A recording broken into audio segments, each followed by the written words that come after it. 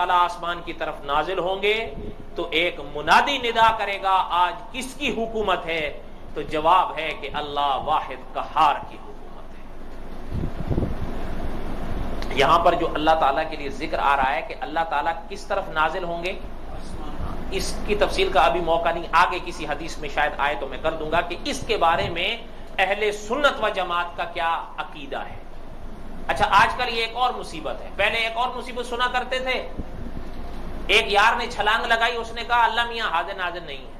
اچھا جی، انہوں نے کہا یہ صفت ہی اللہ میاں کی نہیں ہے، باقاعدہ اس نے کتاب میں لکھا، کہتا ہے یہ دونوں صفتیں حاضر اور ناظر اللہ کی ہے ہی نہیں، کہتا ہے یہ تو رسول اللہ کی شان ہے کہ یہ دونوں صفتیں رسول میں ہوں۔ چلو ایک تو چھلانگ اس نے لگائی تھی، ایک اور آیا اس نے چھلانگ لگائی، کہتا ہے نہیں اللہ میاں حاضر ناظر تو ہیں پر حاضر نہیں ہے۔ پہلے نے دونوں اٹھا دی تھی اور دوسرے نے، حالانکہ اچھا وہ جس نے یہ کی ہے نا، پہلے کے تو دلائل سچ پوچھئے کچھ نہیں ہے، بالکل پہلے کے جو دلائل ہیں وہ کچھ بھی نہیں ہے، اور دوسرے کے دلائل جو ہیں اس نے اپنے طور پہ بہت بڑے دلائل پیش کرنے کی کوشش کی ہے کہ اللہ میاں ناظر تو ہیں، دیکھ تو رہے ہیں پر حاضر نہیں ہیں، اور اس نے عجیب و غریب دلائل دیے ہیں اور دیے بھی قرآن پاک سے ہیں۔ اس لیے اہل سنت، کیونکہ میں آپ سے پوچھتا ہوں یہ حدیث 15ویں صدی میں آئی ہے تو حضور علیہ السلام کے زمانہ اقدس سے آ رہی ہے، تو اگر آپ کو کوئی اشکال پیش آ گیا ہے تو آپ کیوں نہیں پرانے محدثین سے فیصلہ لیتے ہیں کہ انہوں نے کیا فیصلہ فرمایا تھا؟ آخر ایسا تو نہیں کہ حضور علیہ السلام کی حدیث 15 صدیوں تک بند پڑی رہی، اس کو کوئی نہ سمجھ سکا سوائے 15ویں صدی کے شخص کے، ایسا نہیں ہے۔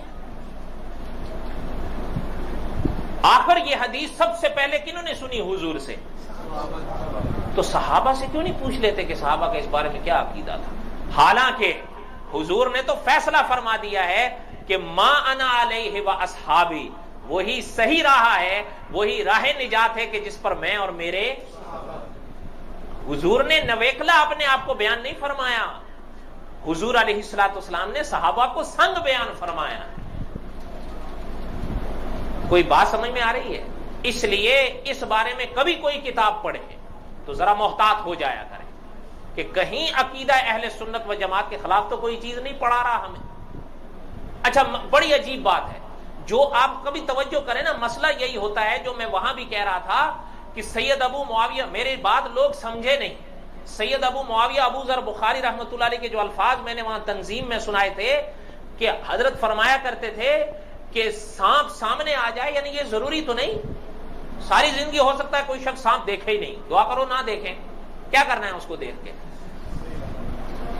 وہ، اور اگر اللہ معاف کرے آ جائے تو اس کا علاج کرنا پڑتا ہے، اور حدیث میں حضور نے اجازت دی ہے علیہ السلام، حضور نے اجازت دی ہے۔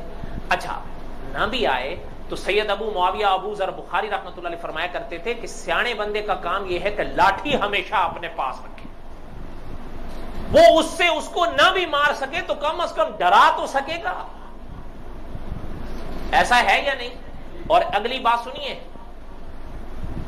مفتی محمود صاحب رحمۃ اللہ علیہ فرمایا کرتے تھے کہ سانپ مرا ہوا بھی پڑا ہو، بڑے اس کو دیکھ کر ڈرے نہ ڈرے، بچے ضرور اس کو دیکھ کے ڈرتے ہیں۔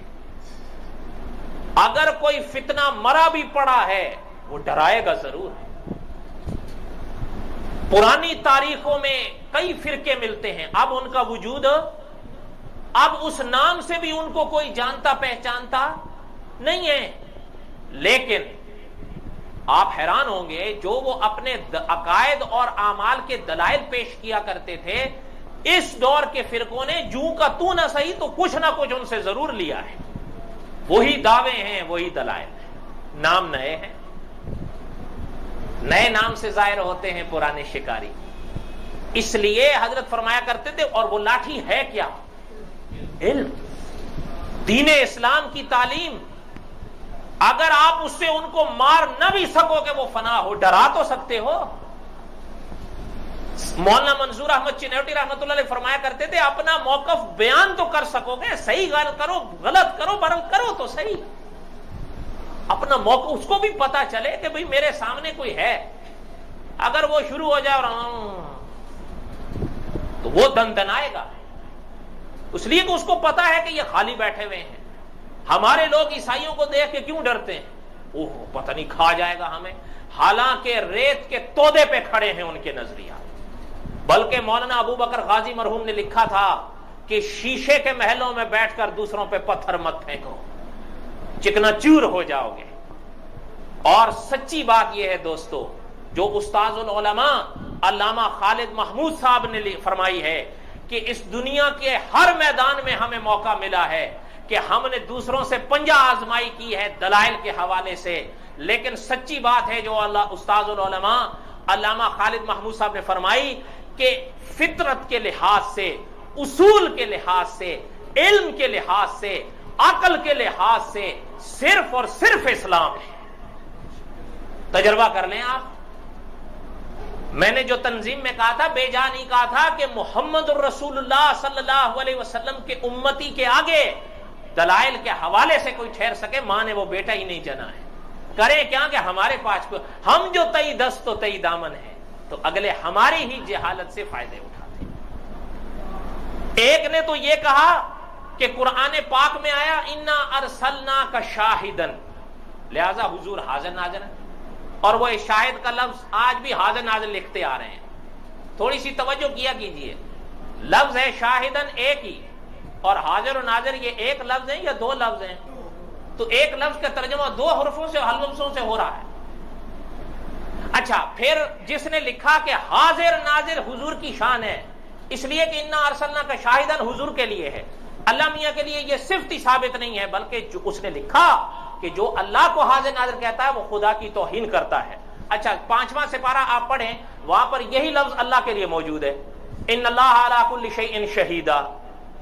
اب بتاؤ، حضور کے لیے سورہ احزاب میں شاہدن آ گیا تو مانا حاضر ناظر، اور پہلے 5ویں سپارے میں سورہ احزاب تو آگے ہے، 5ویں سپارے میں یہی لفظ اللہ کے لیے آیا تو یہ مانا یہاں پر حاضر ناظر نہیں ہوگا. نہیں سمجھ میں آئی بات؟ سمجھ میں نہیں آیا؟ اور جس کی آپ بات کر رہے ہو میں اس کی بات نہیں کر رہا ہوں. اب وہ تو نیا ہے نا، جب پہلے یہ بات آئی تھی تو پھر بدلے جاتے ہیں. آپ بات کو سمجھیے گا کہ کیا میں کہہ گیا ہوں. کہنے کا مقصد یہ ہے کہ ان سے کبھی بھی یہ چیز پڑھیں، اس پر کوئی فیصلے مت کر لیا کریں جب تک راسخ فی العلم علماء سے اس کی تحقیق نہ کرا لیا کریں. ایسا ہی ہے نا؟ یہ ہمیشہ یاد رکھیں. اور اللہ نے بھی کلام پاک میں اصول بتایا ہے، فاسألوا اہل الذکر ان کنتم لا تعلمون، جانتے نہیں ہو تو جاننے والوں سے پوچھو. کبھی کبھی کوئی صاحب آتے ہیں وہ کہتے ہیں کہ جی فلاں صاحب تو صحیح تھے، یہ ضروری نہیں ہے، آپ ذرا تحقیق تو کریں. اور ہمارے مولانا عبد القدوس رومی رحمۃ اللہ علیہ فرمایا کرتے تھے، جب وہ شخص لکھتا ہے یہ ضروری نہیں سارا غلط ہو. فرمایا ایک صفحہ لکھے گا جس پہ ہم سب کا اتفاق ہوگا، دوسرا لکھے گا جس پہ ہم سب کا اتفاق ہوگا. فرمایا جب تیسرا شروع کرنے لگے گا تو لکھے گا مگر. کیا لکھے گا؟ فرمایا اب اس کی تعلیمات شروع ہو رہی ہیں، اور اس کا ازالہ، اس کا حل سوائے اس کے کوئی نہیں ہے کہ علماء کی صحبت اختیار کرو. اور علماء کی صحبت آپ کتابوں، یہ حضرت تھانوی رحمۃ اللہ نے بھی لکھا ہے، آپ کتاب کے حوالے سے حاصل کریں، درس کے حوالے سے حاصل کریں، البم کے ذریعے حاصل کریں، پر حاصل کریں. اور اللہ کی یہ شان ہے، جو چیز انسان اللہ سے مانگتا ہے اللہ میاں اس کو دیتے ہیں. حضور نے خود فرمایا کہ اللہ میاں کو شرم آتی ہے کہ اس کا بندہ اس کے آگے ہاتھ پھیلائے اور اللہ میاں خالی ہاتھ لوٹائے. یہ حضور نے فرمایا اللہ میاں کو شرم آتی ہے. اس لیے علماء نے فرمایا جہاں اور چیزیں مانگتے ہو وہاں اللہ سے اپنے لیے ہدایت مانگا کرو. جب کوئی سمجھ میں نہیں آئے یہ راستہ یا یہ راستہ، شیخ الاسلام مولانا تقی عثمانی صاحب نے فیصلہ فرمایا کہ اور کوئی چیز سمجھ میں نہیں آ رہی تو نہیں کرو، صرف وضو کر کے 2 رکعت پڑھ کے اللہ سے کہہ دو اللہ میاں یہاں پر سمجھ میں نہیں آ رہا کہ آپ کا راستہ کون سا ہے. فرمایا دیکھنا، یہ دعا کرنا تمہارا کام ہے، صحیح راستے کو روشن کرنا میرے اللہ کا